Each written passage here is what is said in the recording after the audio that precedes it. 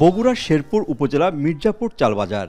এখানে সরবরাহ স্বাভাবিক থাকলেও লাগামহীন চালের দর, এতে বাজারে এসে রীতিমতো হিমশিম খেতে হচ্ছে সাধারণ ক্রেতাদের। বাজার ঘুরে দেখা যায় কাটারিভোগ জাতের চাল বিক্রি হচ্ছে ৬৫ টাকায় কেজি দরে। এছাড়া ৫৮ টাকা কেজি দরে মিলছে ২৮ জাতের চাল ও ২৯ জাতের চাল বিক্রি হচ্ছে ৫৪ টাকায়। ক্রেতারা বলছেন চালসহ নিত্যপণ্যের বাড়তি দামে সংসার চালাতে হিমশিম খেতে হচ্ছে। দাম নিয়ন্ত্রণে বাজার তদারকির দাবি জানান তারা। এটা তো খুবই আমাদের জন্য খুবই একবার অসহনীয় হয়ে গেছে। আমাদের সংসার চালানি দায় এখন এরকম অবস্থা। ৫০০ টাকা কামাই করবে গেলে মনে করেন হয় না, ৫০০ টাকাতে কিছুই হয় না, কাঁচা বাজারই হয় না, চাউল কিনবো কি দিয়ে। অন্যদিকে বাড়তি দামের জন্য ধানের দর বৃদ্ধিকে দুষছেন বিক্রেতারা। এছাড়া পরিবহন সহ অন্যান্য খরচ বাড়ার প্রভাব পড়েছে চালের দামে।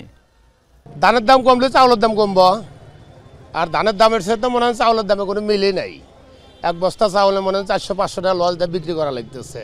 এখন চাউলের দাম একটু বেশি, ১.৫ থেকে ২ টাকা করে কেজি প্রতি বেশি। ২৯ চাল ৫,০০০ টাকা বেচা কেনা হচ্ছে, ৫,৪৯০ ভালো চাল। এখন আবার নতুন সিজন আসলে হয়তো কমতে পারে। এদিকে সরকারের খাদ্য বান্ধব কর্মসূচি আওতায় চাল পেয়ে কিছুটা স্বস্তি ফিরেছে ক্রেতাদের মাঝে। মাজেদুর রহমান, এখন বগুড়া।